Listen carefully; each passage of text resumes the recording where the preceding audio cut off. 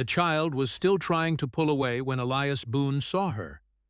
Not crying, not screaming, just pulling weakly against the rope wrapped around her waist. The fence post leaned slightly from the strain. Elias stopped walking.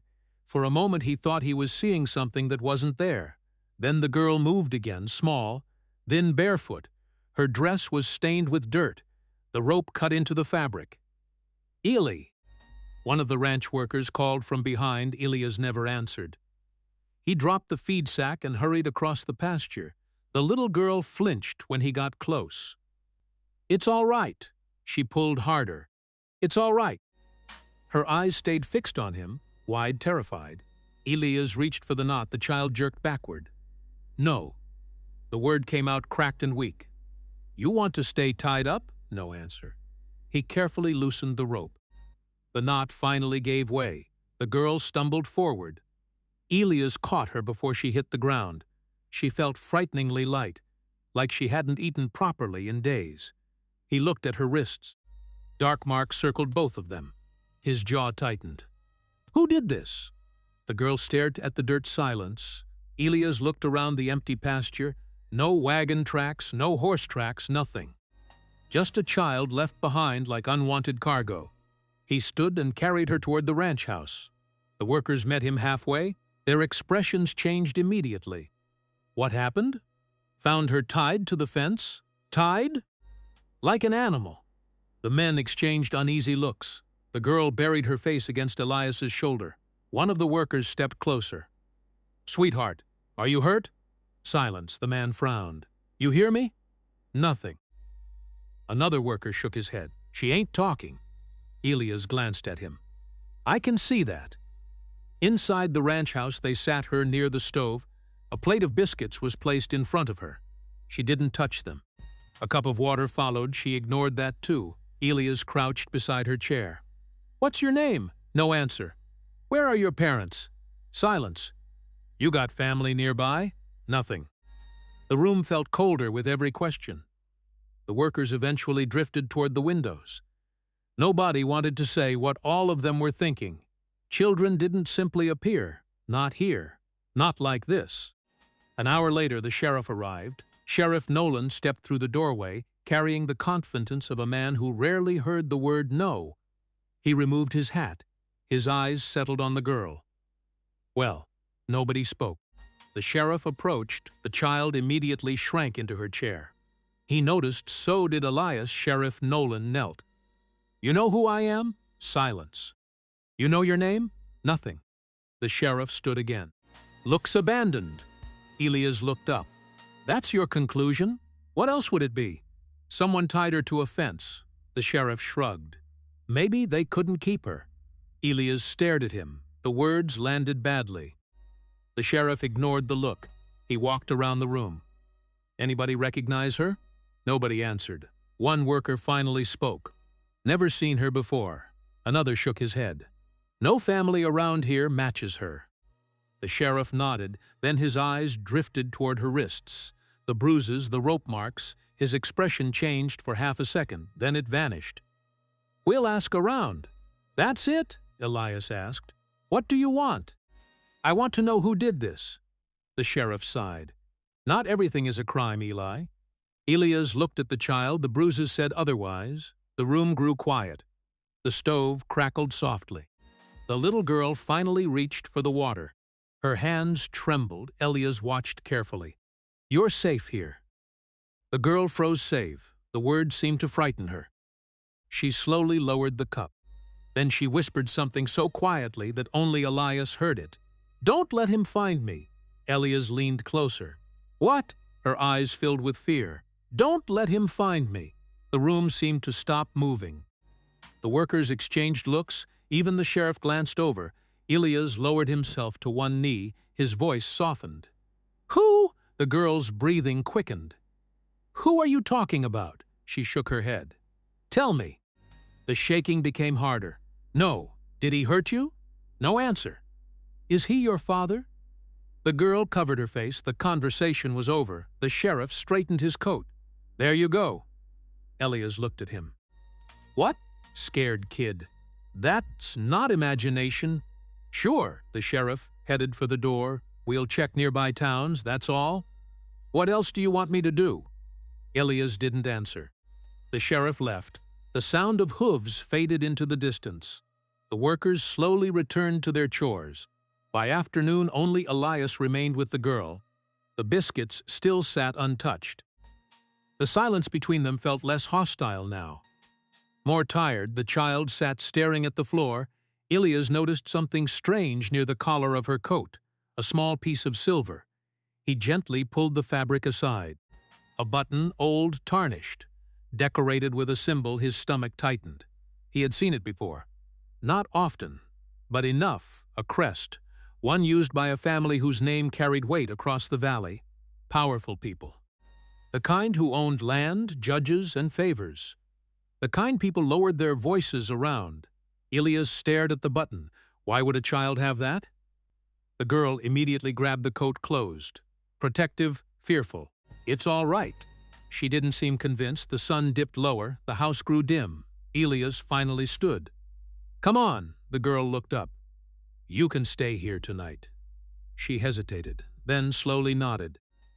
Elias lifted her into his arms. The child wrapped both hands around his shirt. He carried her toward the spare room. The hallway felt strangely quiet. For a moment he remembered another little girl, another small hand, another life, a memory he spent years trying to bury. The child tightened her grip. Elias looked down. Her eyes were beginning to close. Then a tiny voice broke the silence. One word, soft, fragile, confused. Papa? Elias stopped walking. The world seemed to vanish around him. And for the first time in years, the grief he carried opened its eyes. Elias stopped walking. The word stayed hanging in the hallway. Papa. The little girl's eyes opened wider the moment she realized what she had said. Fear replaced the exhaustion on her face. She loosened her grip on his shirt. I didn't mean you. Elias looked down at her. Then who? Silence. The girl turned her face away. He waited. Nothing came. The old ache inside his chest returned without warning. For years he had worked to bury it. The memory of a small grave. The memory of a fever. The memory of standing helpless beside a bed while his daughter slipped away. Now one word had dragged all of it back into the light. Elias carried the child into the spare room and placed her carefully on the bed. She immediately sat upright, out listening, as if danger might burst through the walls. You can rest. The girl looked toward the window, then toward the door, then back toward the window again. Elias noticed. You expecting someone? No answer. Nobody's coming. The child didn't seem convinced. She pulled the blanket around herself and stayed awake long after Elias left the room. The next morning, the ranch felt different. Workers whispered when they thought nobody could hear. The little girl followed Elias everywhere, not close enough to touch him, but never far away. When he carried feed, she watched. When he fixed a gate, she watched. When he crossed the yard, she followed, always checking behind her, always glancing toward the distant fields. One worker finally spoke up. She's attached to you. Elias kept hammering a board. She's scared. Maybe. The worker lowered his voice. Or maybe she's hiding something. Elias looked up. She's a child. So was I once. Neither man spoke after that. The girl spent most of the day sitting on the porch steps, watching, listening, waiting. That evening, Elias brought her supper. She ate a little this time, not much, but enough. He sat across from her. What's your name? Silence. You remember it? A nod. Then tell me. The girl's eyes dropped to the table. No, why? Her voice came quietly. Names are dangerous. Elias frowned. Dangerous how? She shook her head. Conversation ended. Later that night, he woke to footsteps. Small footsteps.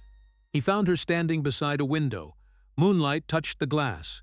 The child stared into darkness beyond the ranch. What are you doing? She jumped, then pointed toward the fields. Someone's there. Elias looked nothing.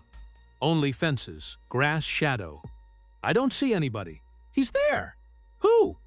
Silence. The girl backed away from the window. Her breathing quickened. Elias knelt beside her. Nobody can hurt you here. She looked unconvinced. That's what Mama said. The words hit him hard. It was the first time she had mentioned anyone. Your mother? The child nodded. What happened to her? Tears appeared instantly. She shook her head. No. Then she climbed back into bed and refused another word. The next morning, Sheriff Nolan returned. He arrived before breakfast. His horse stopped near the porch. Dust settled around him. The little girl saw him and immediately moved behind Elias. The sheriff noticed. So she's still here. Elias crossed his arms. She is, Sheriff Nolan sighed. I found nothing. You barely looked. I checked. No family, no reports, no missing child. Nothing. The sheriff glanced toward the girl, then back toward Elias. Time to send her somewhere else. Elias stared at him. No. The sheriff frowned. What do you mean, no? She's staying. You don't even know her. Neither do you. The sheriff's jaw tightened. This isn't your problem. It became my problem when somebody tied her to a fence. The sheriff looked away first. That bothered Elias more than anything. The conversation ended there. The sheriff left angry. The little girl remained hidden behind him until the horse disappeared. By afternoon, word had spread across town. People were talking. Nobody knew where she came from. Nobody knew why she had appeared. But everyone had an opinion. Elias didn't care. What bothered him was the silver button, the one hidden inside her coat. He removed it carefully that evening. The metal felt old, worn smooth in places. A familiar crest sat engraved on the front. He wrapped it in cloth and rode into town. There was only one person old enough to know everything that happened in the valley. Mrs. Ruth Holloway. The widow lived alone beside the churchyard. She studied the button for less than a second, then her face changed. Elias. What? Where did you get this? From the girl's coat. Ruth slowly handed it back. You need to be careful. Why? She looked toward the window before answering.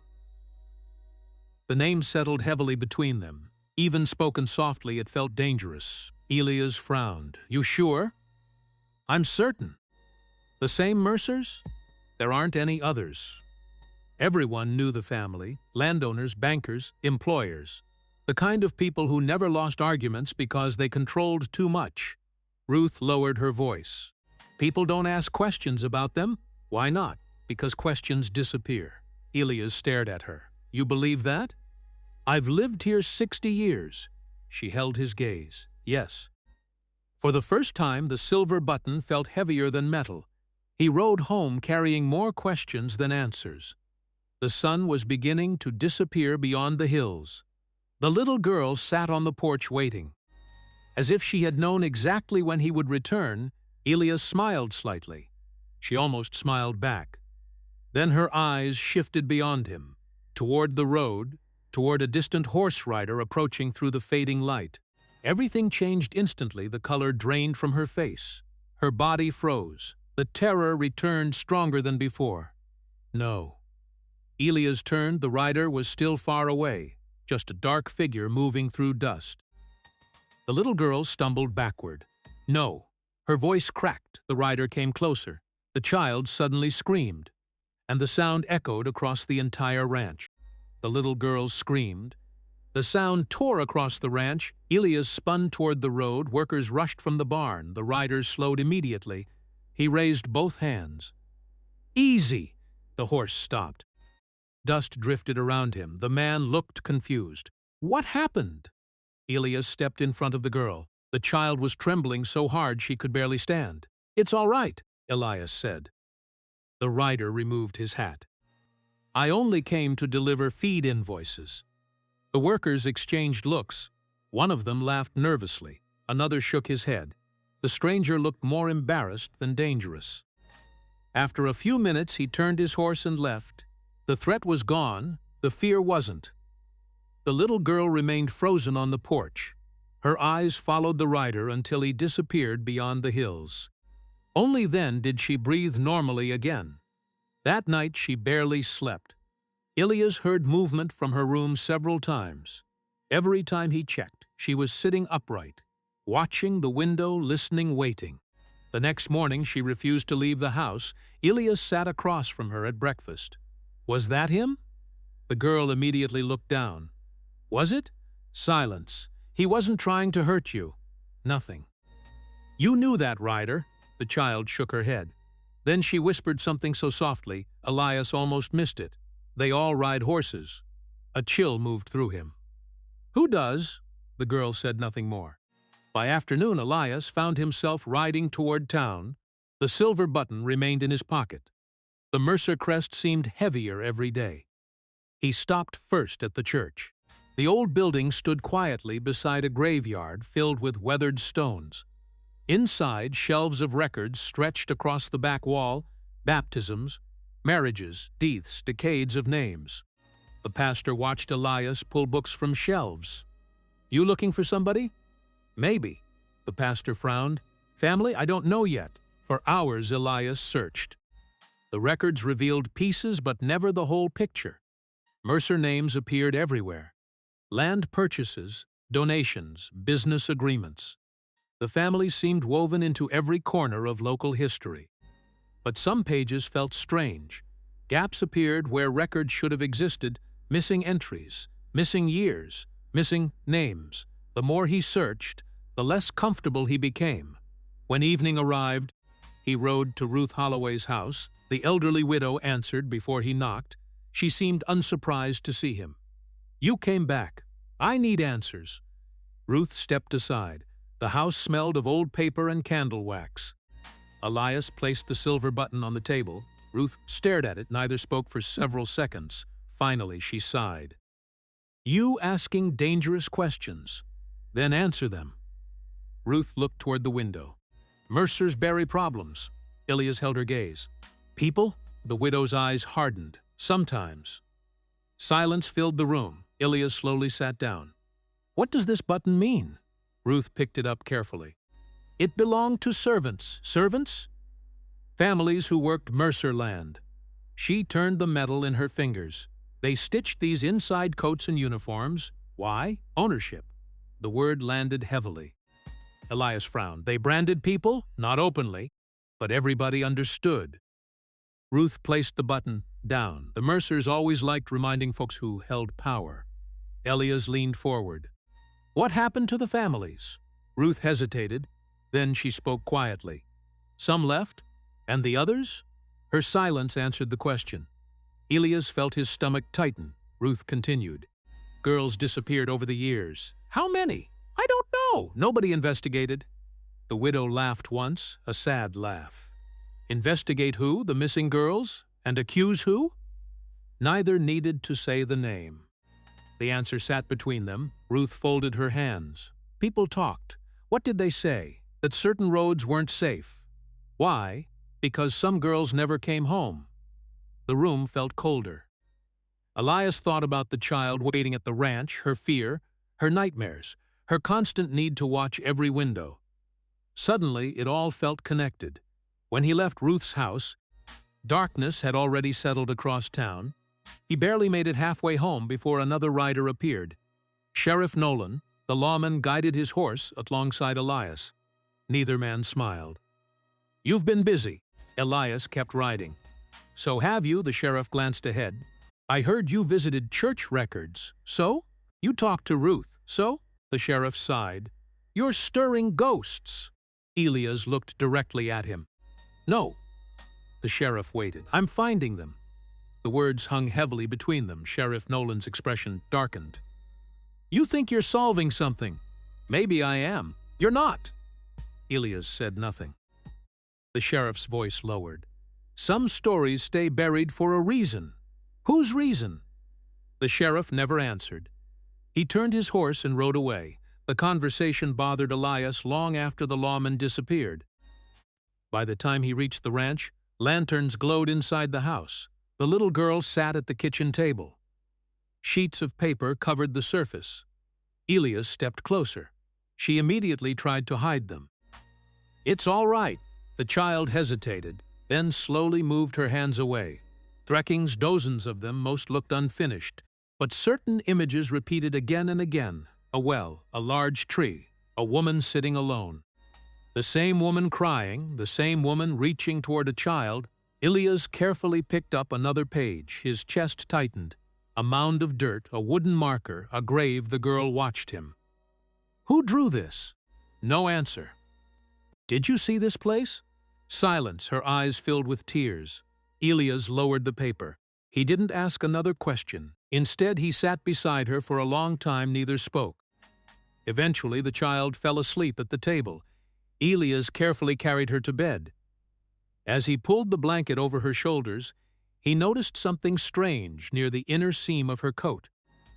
A section of fabric looked thicker. He gently turned it over. Small stitches, hid almost invisible. His fingers carefully loosened part of the thread. Something appeared beneath the cloth, letters hand-sewn.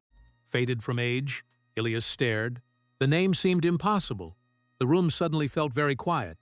Outside, the wind brushed softly against the walls. Inside, the sleeping child never moved.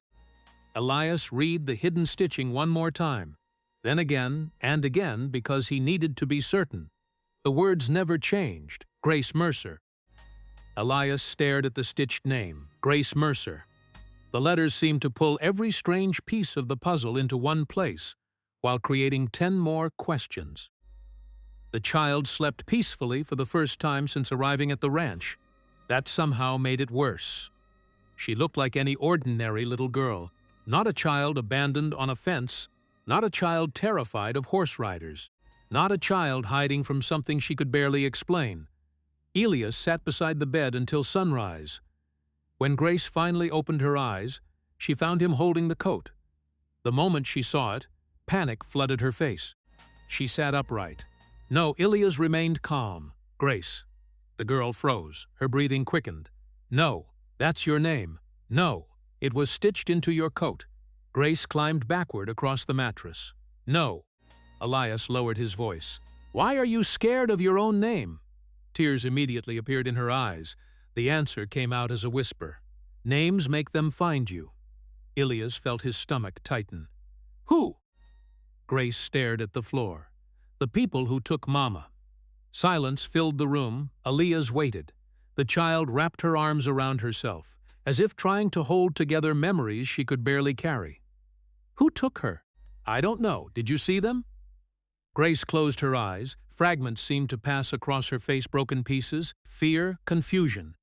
Old pain. There was yelling. Where? A house. What house? I don't know. Who was there? Grace shook her head. I remember Mama crying. Elias stayed quiet. The girl continued speaking, slowly, carefully, like every memory hurt. I remember a tree. She paused.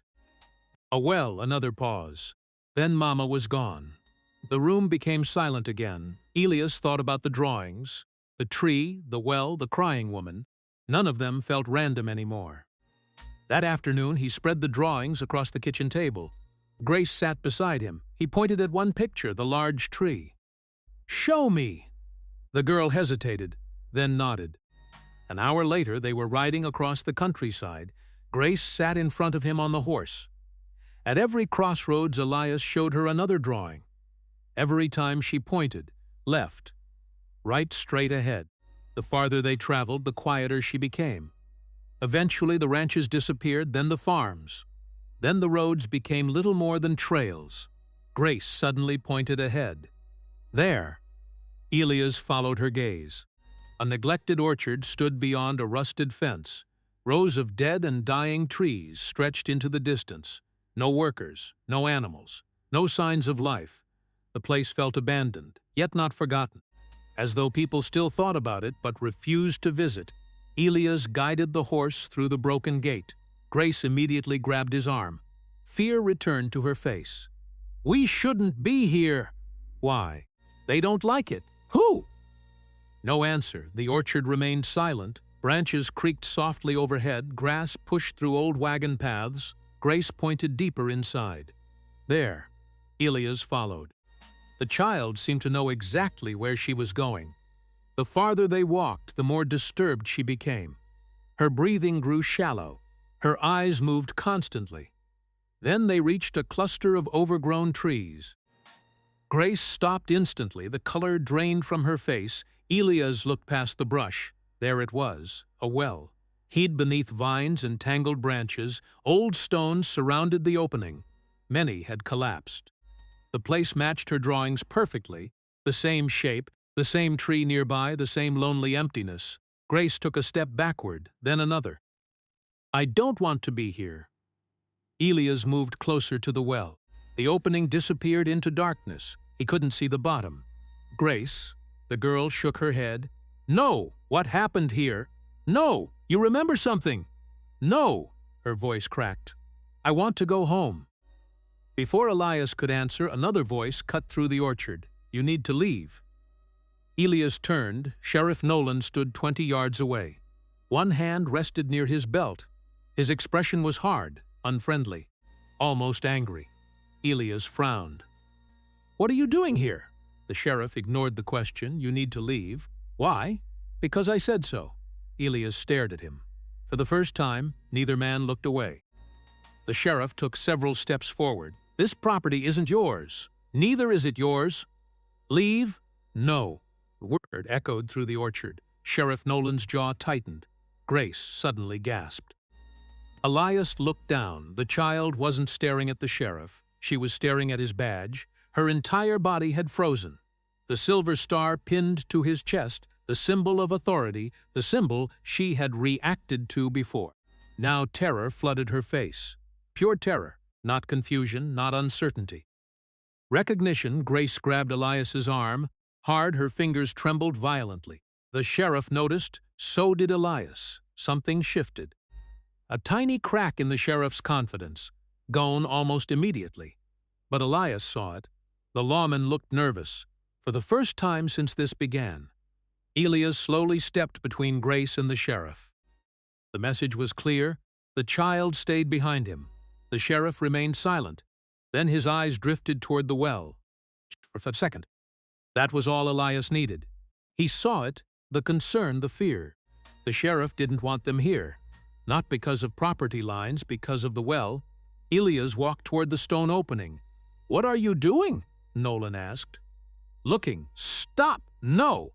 The sheriff took another step forward. Elias ignored him. A length of old rope lay nearby, weathered but intact.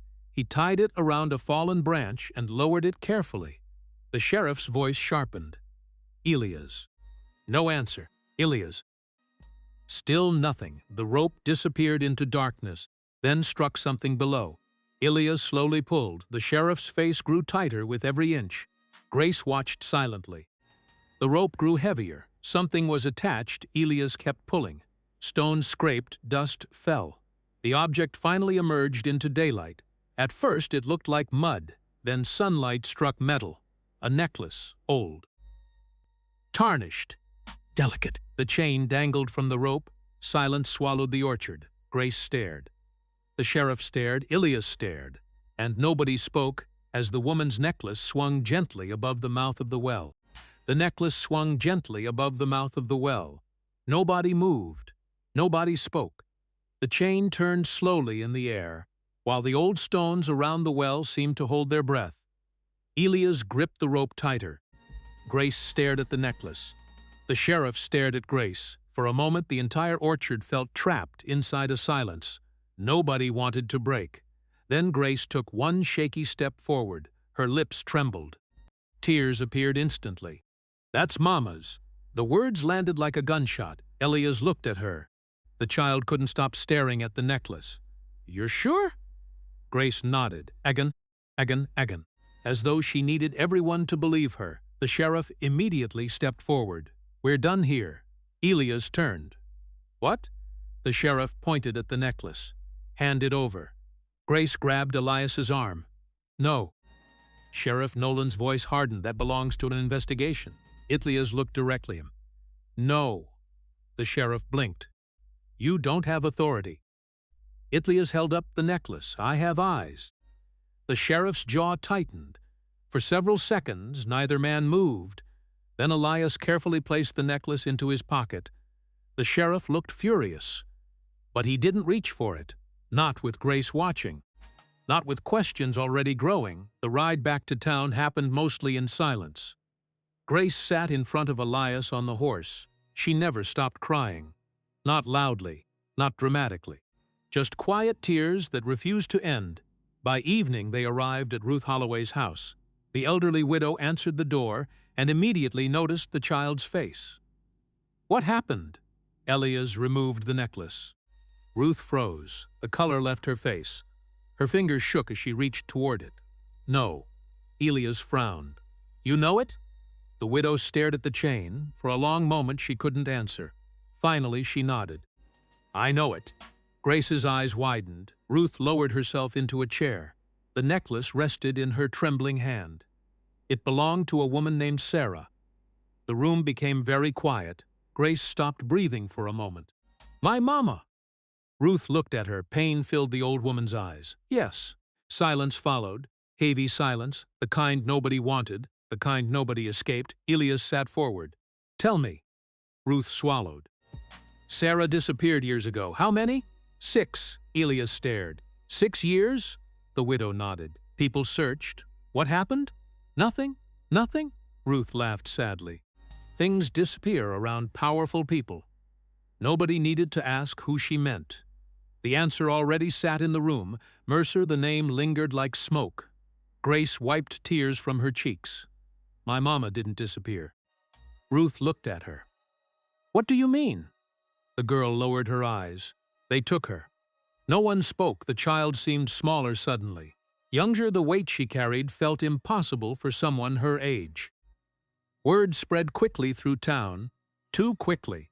By the next morning, people gathered outside stores and church steps discussing the necklace, the well, the missing woman, the child. Questions began replacing whispers. For the first time in years, people openly spoke the Mercer name. Not everyone liked it. Not everyone was afraid anymore. By noon, a meeting formed near the town square. Farmers, workers, widows, shopkeepers. Everyone wanted answers. That was when the Mercer family arrived. 3 black carriages rolled through town. The crowd immediately parted. People stopped talking. People lowered their eyes.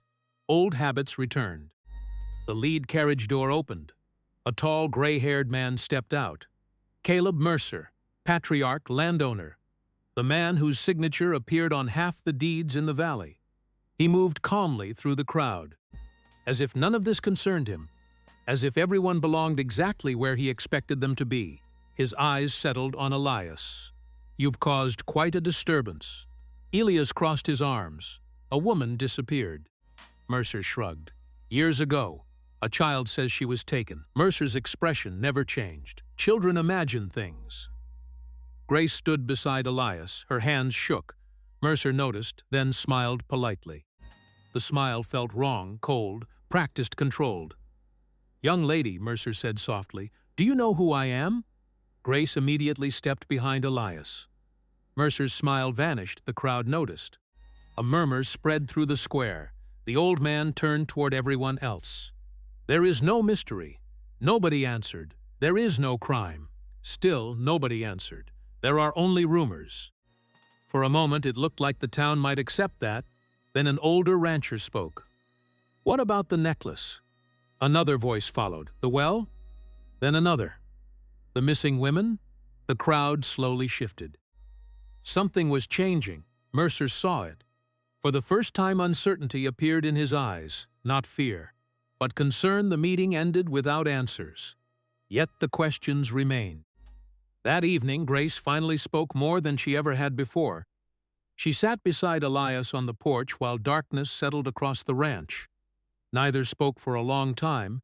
Then Grace whispered, "I remember."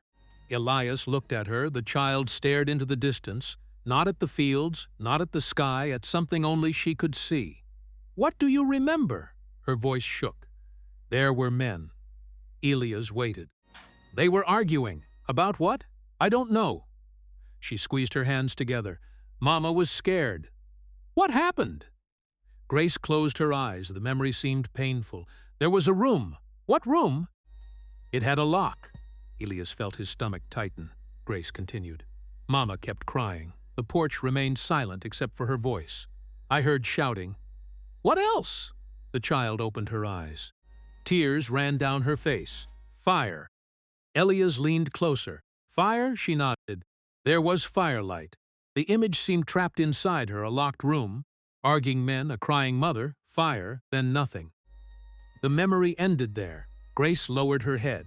Exhausted, Elias placed a hand gently on her shoulder. For the first time, she didn't pull away. Hours later, the ranch finally grew quiet. Workers went home. Lanterns dimmed. The house settled into darkness. Grace slept peacefully. Elias remained awake, thinking, listening, watching. Near midnight, a strange smell drifted through the air. At first, he thought it was a dream, then he smelled it again. Smoke. Elias stood instantly. His heart dropped. Outside, orange light flickered against the darkness. He rushed toward the window, then froze. Part of the barn was burning. Flames climbed the wooden wall. Hungry, fast. Violent, someone had set it on fire, and by the time Elias reached the door, the blaze was already spreading. The barn smoldered beneath the fading darkness. Gray smoke drifted upward from blackened beams, while workers moved through the wreckage, carrying buckets long after the flames had died. Elias stood motionless in the ash. The fire had stopped, the message had not. Someone wanted him afraid. Someone wanted him quiet. The realization settled heavily inside him. A ranch hand approached carrying a charred board. "You should see this." Elias took it.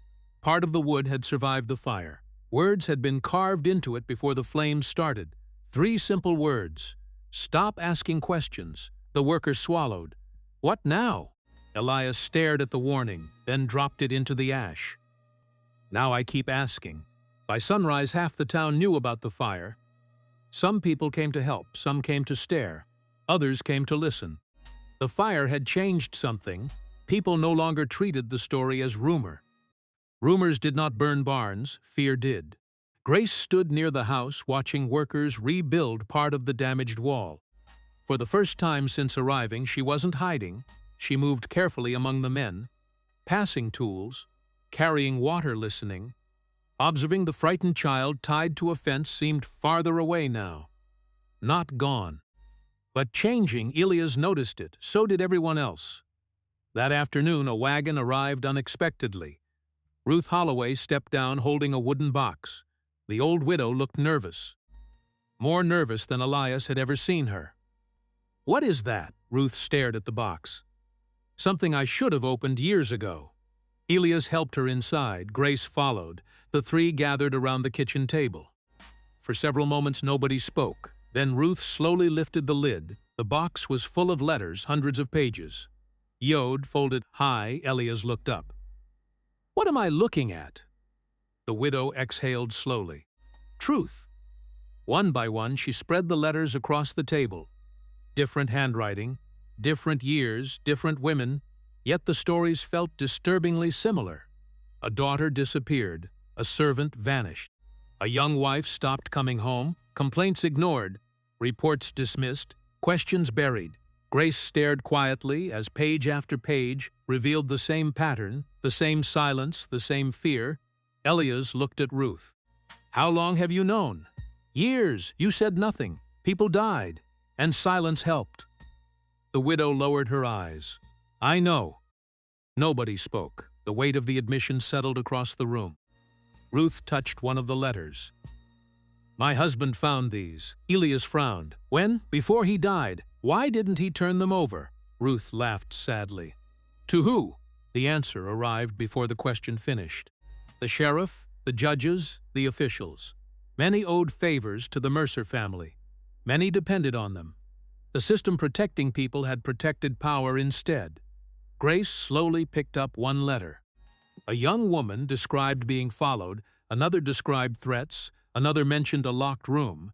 Grace froze. Elias noticed immediately. "What is it?" The girl pointed at a sentence. Her finger trembled. "I remember this." Elias leaned closer. The letter described a room inside an old house. One window, one locked door, firelight visible beneath the frame. Grace's breathing quickened. "I saw it." The room became silent. "You remember?" She nodded. "Not all of it. What do you remember?" Grace closed her eyes. There was yelling. "Who?" "I don't know." "Men?" Another nod. "Was your mother there?" "Yes." Tears formed. She was scared. Elias gently took the paper from her hands. The memory remained incomplete, but pieces were beginning to connect. Over the following days, the letters spread through town. People copied them, shared them, read them aloud. Stories hidden for decades suddenly belonged to everyone. The reaction was immediate. Some refused to believe. Others could no longer ignore what sat in front of them. A divide formed. One side defended the Mercer family. The other demanded answers. Tension grew with every passing day. Sheriff Nolan seemed to feel it most. He began appearing everywhere. The church, the market, the ranch. Always watching, always listening. Always trying to control the conversation. One afternoon he arrived at Elias's porch carrying forced confidence. The lawman removed his hat. "You need to stop this." Elias remained seated. "Stop what?" "These accusations." "The letters aren't accusations. They're stories, they're evidence." The sheriff's expression hardened. No court would accept them. Maybe not. "Then what are you doing?" Elias stood. "Reading." The sheriff stepped closer. "You're making people angry." "Good." The answer caught him off guard. For the first time, Sheriff Nolan looked uncertain. The town was slipping beyond his control. Elias could see it. The sheriff could feel it. And neither man mentioned it aloud. After he left, Grace walked onto the porch carrying 2 cups of coffee. One nearly spilled from her shaking hands. Elias smiled slightly. "Careful. I'm trying." The words surprised him, not because she spoke, because of what she called him next. Elias. The name sounded strange, silent, natural, a small step, yet somehow important. For weeks she had avoided using his name. Now she said it without fear. Elias accepted the cup. "Thank you." Grace sat beside him. The silence between them felt different. Comfortable save, for the first time she seemed less like a stranger and more like family. Neither spoke about it. Neither needed to. The feeling remained anyway. That evening Ruth arrived again, carrying another group of letters. Among them was one written 15 years earlier. Its contents stopped everyone cold. The writer described reporting suspicious activity directly to Sheriff Nolan. The report included names, witnesses, locations, specific allegations involving Mercer property. Yet no investigation ever followed. No records existed, no arrests happened. Nothing. The sheriff had received the warning, then buried it. Elias reread the letter 3 times. Each reading made it worse. The lawman wasn't merely ignoring the truth. He had been helping hide it. The realization spread quickly. People talked openly now. The sheriff's authority weakened by the day. Pressure mounted from every direction. Then, 3 mornings later, a cloud of dust appeared on the distant road. Workers noticed first, then Grace, then Elias. Several horses approached the ranch. Behind them rolled 2 government wagons, not local, not familiar, outsiders. The lead rider carried official papers. The badge on his coat belonged to another jurisdiction entirely. He stopped in front of the ranch house, looked directly at Elias, then introduced himself. "We're investigators." The entire yard fell silent. The rider unfolded a document. "We received reports concerning missing persons, corruption, and obstruction of justice." No one moved, no one spoke. The investigator looked toward town, then back toward Elias. And for the first time since Grace appeared tied to that fence, people with real authority had finally arrived. The investigators wasted no time. Within hours of arriving, they began questioning Sheriff Nolan. The interviews took place inside the town hall. Every chair was occupied. Farmers, workers, widows, merchants. People who had spent years keeping their heads down now filled every corner of the room. Nobody wanted to miss what happened next. Sheriff Nolan sat at a table facing 2 investigators. His badge gleamed beneath the lantern light. The symbol had once carried certainty. Now it looked heavier. One investigator opened a file. "You received reports concerning missing women." The sheriff nodded. "Some." "You investigated?" "Yes." The investigator turned a page. "We found no records." Nolan shifted in his chair. "Not everything gets written down." The room stirred. The investigator continued. You reported having no knowledge of Sarah Mercer. Another page turned. Yet multiple witnesses state otherwise. Nolan's jaw tightened. I meet many people. His answers grew weaker with every question. Contradictions piled up. Dates stopped matching. Reports disappeared. Excuses changed. The crowd noticed. So did the investigators. The cracks were beginning to show. Outside the hall, more people gathered. By afternoon, the entire town seemed suspended between fear and hope. Inside, testimony continued. One witness after another stepped forward. Former workers, elderly residents, families connected to the letters. Each story added another piece. Each piece made the picture darker. The Mercer name appeared again and again. So did the sheriffs. By evening, the investigators requested one final witness, Grace. The room fell silent. Elias felt her hand tighten around his sleeve. You don't have to.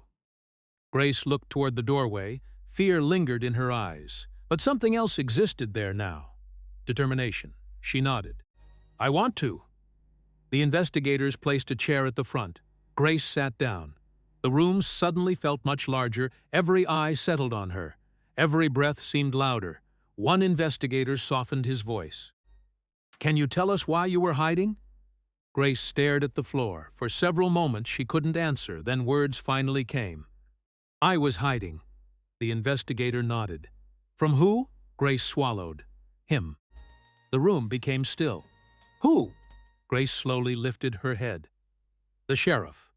Shock spread immediately. Gasps echoed through the hall. Several people turned toward Nolan. The sheriff's face hardened. The investigator remained calm. Why were you hiding from him? Grace's hands trembled. Because he knew what? Where I was. The sheriff stood suddenly. This is ridiculous. One investigator immediately raised a hand. Sit down. She's confused. Sit down. The sheriff reluctantly obeyed. Grace never looked away from him. For the first time since arriving in town, she wasn't hiding behind Elias. She wasn't looking toward a door. She wasn't searching for escape. She simply told the truth. The words came slowly, sometimes broken, sometimes interrupted by tears. Yet they came. She described the locked room, the arguments, the crying, the fear, the badge, the well. Each memory emerged like something buried too long beneath the ground. At one point, she stopped speaking entirely. The room waited. Elias moved beside her. You can stop. Grace looked at him, then shook her head. No, the single word carried more strength than anyone expected. She continued when her testimony ended. Nobody spoke for several seconds. The silence felt different now. Not fearful, not protective. The silence of people realizing they could no longer pretend. Sheriff Nolan immediately tried to recover. She's mistaken. No one answered. She's traumatized. Still no one answered. She's remembering things wrong. The room remained quiet because fewer people believed him now. The badge on his chest no longer seemed powerful, only exposed. The following morning, another surprise arrived. Caleb Mercer requested a private meeting with investigators. Word spread quickly. Everyone expected defiance. Everyone expected denial. Instead, they witnessed something else, self-preservation. The old patriarch entered the meeting carrying documents, names, transactions, property records.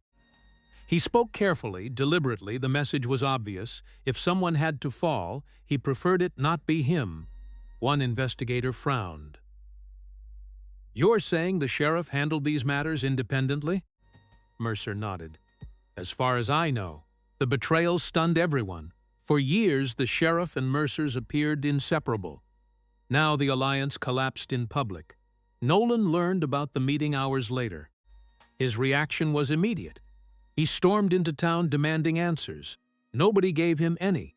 The people he once controlled suddenly avoided his eyes. The power shift had begun. Then investigators returned to the abandoned orchard.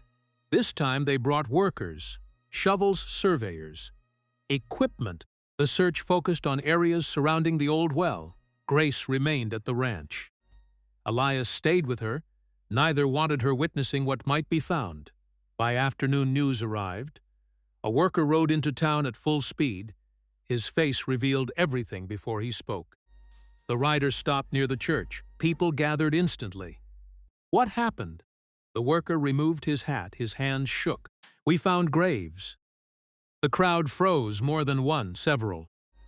Hidden beneath years of neglect, buried where nobody would casually discover them. Investigators secured the area immediately. Excavation continued. Hours later, the second report arrived. Human remains. The word spread through town faster than wildfire. Women cried openly. Men lowered their heads. Families remembered daughters who never returned home. Sisters, mothers' wives. Names once spoken quietly now filled the streets. For decades, fear had controlled every conversation. Now truth was speaking louder. The symbolism wasn't lost on anyone. The graves had always been there. The evidence had always existed. The silence had protected it. Not anymore. As darkness settled across town, investigators gathered their findings. Witness statements, letters, records, physical evidence. The weight of it became impossible to ignore. Shortly before sunset, they approached Sheriff Nolan's office. Half the town followed. Nobody wanted to miss what came next. The sheriff stood outside waiting. Perhaps he already knew. Perhaps he had known for hours. The lead investigator stepped forward. "We have enough." Nolan said nothing. The investigator removed a pair of handcuffs. "You are under arrest pending investigation into corruption, evidence suppression, and related crimes." The sheriff laughed once. A hollow sound. Nobody joined him. The handcuffs closed around his wrists. For years his badge had represented authority. Now it meant nothing. The crowd watched silently as the investigators escorted him toward a wagon. Then Nolan stopped. Slowly he turned. His eyes found Grace standing beside Elias at the edge of the crowd. Neither looked away, neither moved. For several long seconds they stared at one another. The frightened child he once expected to remain silent. The lawman whose power was finally gone. Then the investigators pulled him forward, and Sheriff Nolan was led away while staring directly at Grace. The sheriff was led away while staring directly at Grace. The wagon disappeared down the road. Nobody cheered, nobody celebrated. The arrest felt important, but incomplete. One man falling did not explain the graves. One arrest did not explain Sarah Mercer. One broken badge did not explain years of silence. Grace watched until the wagon and vanished. Then she looked at Elias. "Is it over?" Elias wished he could say yes. Instead, he told the truth. No. The answer seemed to disappoint her, yet she nodded, because part of her already knew. The story had always been bigger than the sheriff. The next morning, investigators arrived at the ranch carrying new documents recovered from Nolan's office, maps, property records, old complaints. Names. One map drew immediate attention: the Mercer estate. A large house standing alone atop a hill, overlooking hundreds of acres. Several witness statements mentioned the property repeatedly. So did multiple letters. So did forgotten reports hidden inside sheriff records. The investigators wanted to search immediately. Grace saw the map, then her face changed. She pointed toward the drawing. "That's it." The room became quiet. "What?" Elias asked. "The house." Her voice shook. "I've been there." The investigators exchanged looks. One leaned forward. "You recognize it?" Grace nodded slowly. The memory frightened her. But it was there, clearer than before. The decision came quickly. By afternoon, investigators, Elias and Grace, rode toward the estate. The hill appeared long before they reached it. The Mercer house stood alone against the horizon, large, silent, watching. Its windows reflected sunlight like cold eyes. Grace grew quieter with every step closer. By the time they reached the front gate, she had stopped speaking entirely. Elias stayed beside her. "You don't have to do this." "Yes, you can wait outside." "No." The answer came immediately. Firm, for the first time she sounded certain. The gates opened. The search began. Several Mercer relatives remained inside the house. Most looked exhausted. Some looked frightened. Others seemed relieved. Years of secrets had finally caught up with them. Investigators moved from room to room gathering documents, photographs, financial records, correspondence. Every drawer seemed to contain another question. Grace walked slowly through the hallways. Her eyes never stopped moving. Every corner felt familiar. Every staircase seemed connected to something buried in her memory. Then she stopped abruptly. Without warning, Ilias nearly walked into her. "What is it?" Grace stared down a narrow hallway. There, the word barely escaped her lips. She began walking, one step then another, as though following something invisible. The hallway led toward an older wing of the house. Dust covered much of the furniture. Several rooms stood empty.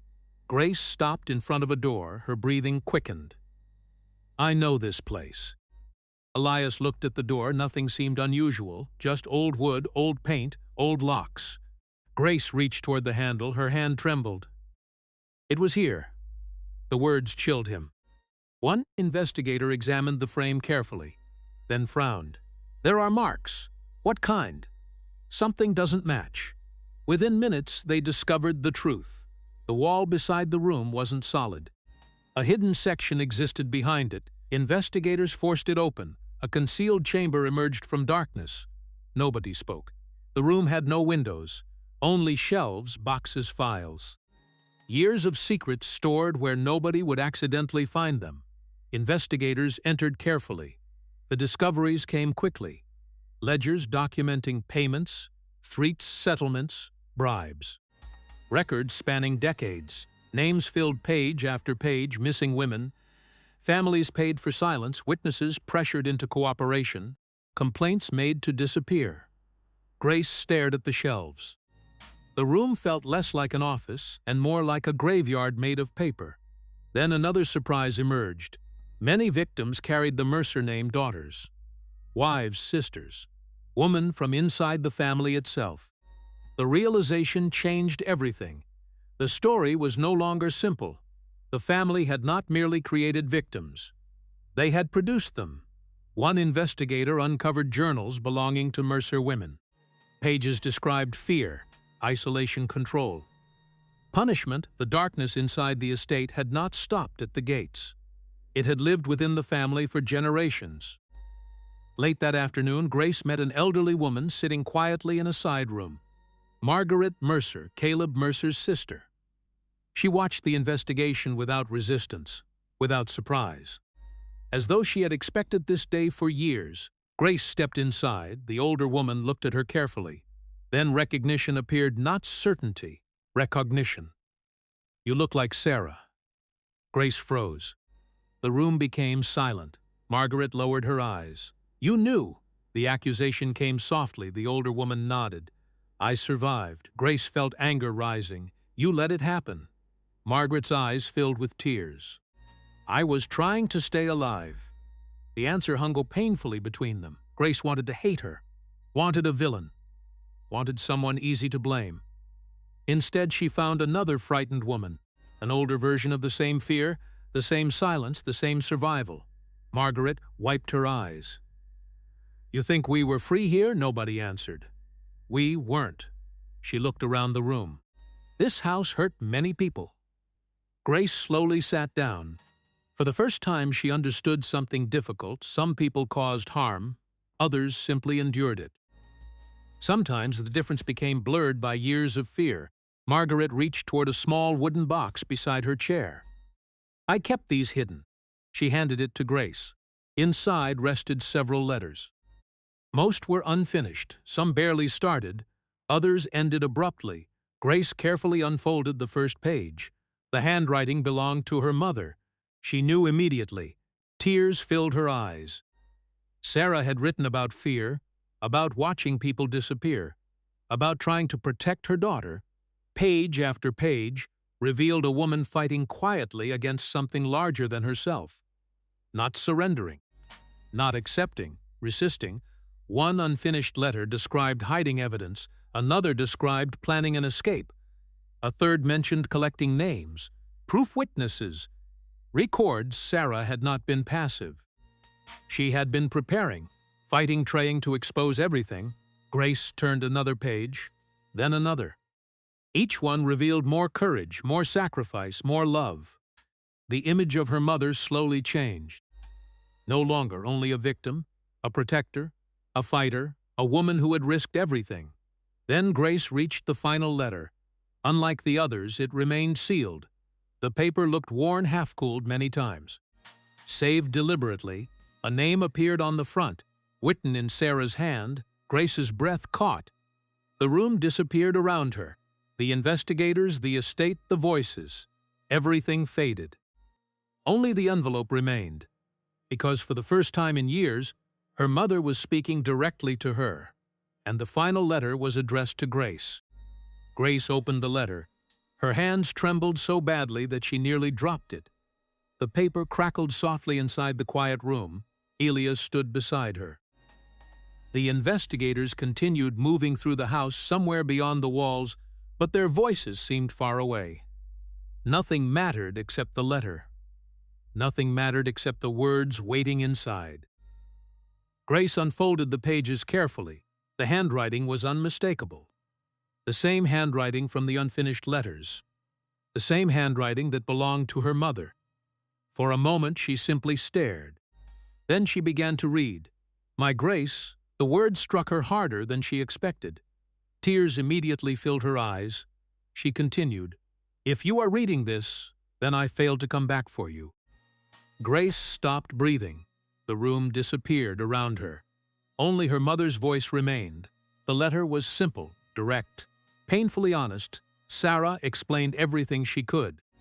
She had discovered records hidden inside the estate. She had learned the truth about missing women. She had gathered evidence. Names, dates, witnesses. Enough to threaten powerful people. Enough to make her dangerous. Sarah knew people were watching her. She knew certain men had learned she was asking questions. She knew time was running out, so she made a choice. Not for herself, for Grace. The letter described hiding her daughter, moving her from place to place, trusting only a handful of people, preparing for the possibility that she might never return. Grace read through tears. Every sentence felt like a hand reaching across years of darkness. Sarah never wrote about revenge. Never wrote about punishment. Instead, she wrote about protection, love, hope. She wrote about wanting Grace to grow up free. Free from fear, free from silence, free from the house on the hill. Grace reached the final page. The last line shattered her completely. "I was never brave because I wasn't afraid. I was brave because you were worth protecting. I love you more than this world could ever measure.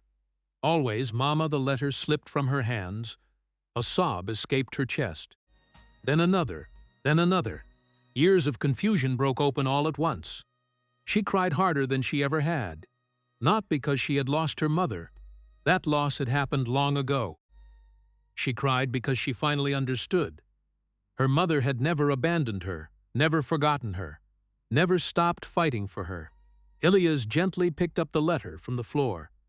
Grace buried her face in her hands. The grief seemed endless, yet beneath it something else appeared. Relief. The terrible question she carried for years finally had an answer. She had been loved completely, without conditions, without hesitation.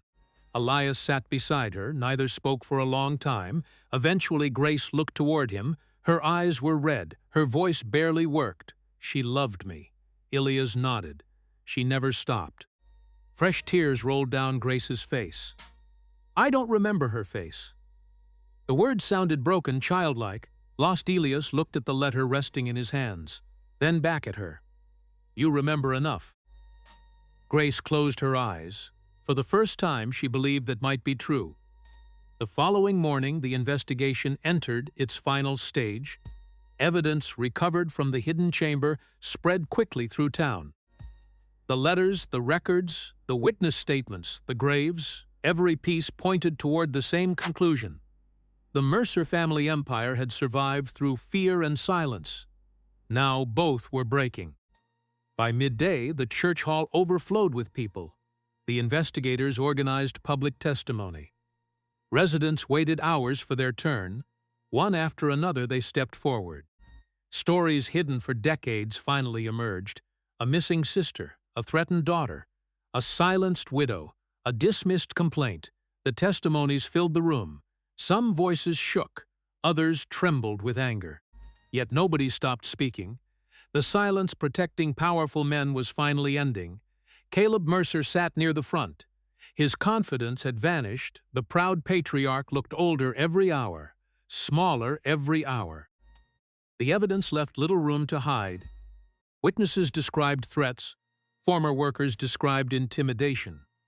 Family records connected him directly to concealed payments. The hidden chamber destroyed whatever defense remained. Mercer attempted denial. It lasted less than 10 minutes. Every answer created another contradiction. Every explanation collapsed beneath documented proof. The investigators pressed harder. The crowd watched closely. For the first time in his life, Caleb Mercer could not control the room. A woman stood and pointed directly at him. "You knew." Mercer looked away. Another voice followed. "You let it happen." Then another. "You protected them." The accusations came from every corner, not organized, not planned, simply years of pain finally speaking aloud. Mercer's authority crumbled piece by piece. By late afternoon, the investigators reached their decision. The lead investigator stood before the crowd. His voice carried across the room. "We have sufficient evidence to proceed." Nobody moved, nobody blinked. The moment felt larger than a single arrest. The investigator turned toward Mercer. "Caleb Mercer, you are under arrest pending charges related to conspiracy, obstruction, witness intimidation, and other crimes currently under review." The room became completely silent. Mercer closed his eyes, just once. Then opened them again. The fight was over. The investigators placed him in handcuffs. No dramatic resistance followed. No final speech. No threats.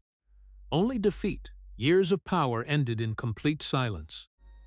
As they escorted him outside, townspeople lined the street. The same people who once lowered their eyes now stood openly watching. Mercer passed through them slowly. The crowd never moved, never looked away. Then something unexpected happened. As the old man disappeared toward the waiting wagon, the attention of the entire town shifted, not toward the investigators, not toward the church, not toward the estate. Toward Grace, the girl stood beside Elias near the edge of the crowd. For a moment she seemed confused, then she understood. People weren't looking at her because she was a Mercer. They weren't looking because she survived. They were looking because she spoke. Because she told the truth when fear demanded silence. Because she carried her mother's courage forward. Grace looked around at the faces surrounding her. Workers, widows, families. People whose lives had also been shaped by the same darkness. The crowd remained silent. But the silence felt different now. Not fearful. Not broken. Respectful, hopeful. And as Grace stood there holding her mother's final letter against her chest, she realized she no longer wanted revenge. She wanted the truth to live longer than the people who tried to bury it. The crowd remained focused on Grace. Nobody rushed her. Nobody spoke. The town seemed willing to wait as long as she needed. Grace stood holding her mother's letter against her chest. The paper felt warm from her hands. For years she had been running, hiding, surviving. Now everyone was looking at her. Not with fear, not with suspicion. With hope. The feeling was unfamiliar, yet it didn't frighten her anymore. One of the investigators stepped back, then another. The space opened around her, giving her room to speak. Grace looked at the faces gathered before her. Workers she recognized, widows who had cried during testimony, families who had waited years for answers, people carrying grief she now understood. She swallowed hard, then spoke. Her voice was small, but clear. No more hiding. The words echoed through the street. Nobody interrupted. Grace looked down at the letter, then back toward the crowd. "My mama tried to tell the truth." Tears filled her eyes. She wasn't the only one. Several women lowered their heads. Others nodded. Grace continued. They wanted people to stay quiet. Her voice strengthened. They wanted people afraid. The crowd listened carefully. But being afraid didn't save anyone. Silence followed, a strong silence, the kind that carried understanding. Grace wiped her eyes. They took mothers. She paused. They took daughters. Another pause.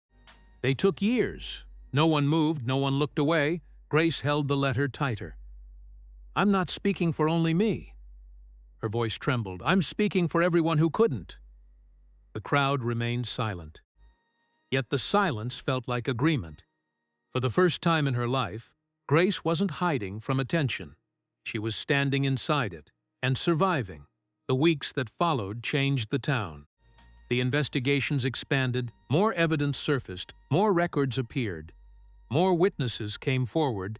The legal process moved slowly, but it moved. Sheriff Nolan remained in custody. Caleb Mercer faced charges supported by mountains of evidence. Other names emerged, other secrets surfaced. The truth continued spreading. And for once, nobody seemed strong enough to stop it. The old silence was gone. In its place came something new. Responsibility, Mara healing. Workers repaired damaged buildings. Families gathered to share stories. The church opened its doors for meetings. People who had spent years avoiding one another began talking again. The wounds were still there, but they no longer belonged to darkness. One morning, Ruth Holloway walked with Grace and Elias toward the orchard. The area around the well had changed completely. Investigators had finished much of their work. Temporary markers now stood beside every identified grave. Sybil wooden crosses, Sybil names, Sybil dignity. Ruth carried fresh flowers. Her hands shook from age, not weakness. She stopped beside one marker, then another, then another. Without speaking, she placed flowers at each grave. Grace watched quietly. Eventually, Ruth wiped away tears. I should have done more. Elias looked at her. You helped. Not soon enough. The old woman stared toward the graves. Sometimes surviving feels too much like surrender. Nobody answered because everyone understood. After a while, Grace stepped forward. She placed flowers beside one of the markers, not because she knew who rested there, because someone did. Someone had loved them. Someone had missed them. That was enough. As summer slowly approached, the letters recovered from the estate found a permanent home inside the church archives. Protected, preserved, remembered. The stories would not disappear again. Future generations would know the truth. The names would remain, the silence would not return. Through all of it, Grace changed. The nightmares became less frequent. She no longer checked every window. She no longer froze whenever horses appeared on distant roads. Some scars remained, some always would. But fear no longer controlled her. One evening, she sat on the porch beside Elias, watching the sun disappear beyond the fields. She felt ranch peaceful, the kind of peace earned slowly, not given. Neither spoke for a long time. Finally, Elias broke the silence. The investigators finished their report. Grace nodded. I heard they think things will settle down now. Another nod, the quiet returned. Then Elias looked at her carefully. Gently. There is something we should talk about. Grace already knew what it was. She had known for days, maybe weeks. Elias rubbed his hands together, suddenly uncomfortable. You don't owe me anything. Grace listened. I know you can go anywhere, the words hurt him to say, yet he meant them. If there's family somewhere, he paused. If you want another home, his voice weakened slightly, I'll help you find it. Silence settled between them. Neither moved, neither looked away.